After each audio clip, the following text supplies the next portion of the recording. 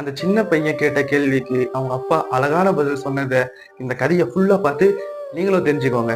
100 days 100 குட்டி story சேலஞ்சில் இன்னைக்கு டே 57.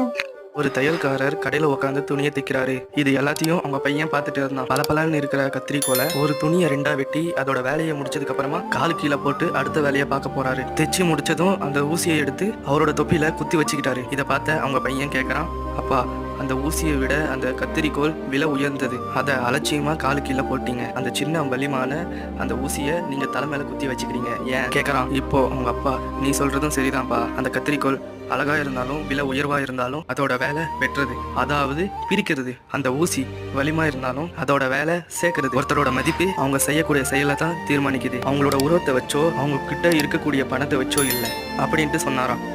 இந்த வீடியோ உங்க ஃப்ரெண்ட்ஸுக்கு ஷேர் பண்ணுங்க, அவங்களும் தெரிஞ்சுப்பாங்க. லைக் பண்ணுங்க, கமெண்ட் பண்ணுங்க, ஷேர் பண்ணுங்க. மறக்காம நம்ம சேனலை சப்ஸ்கிரைப் பண்ணிருங்க.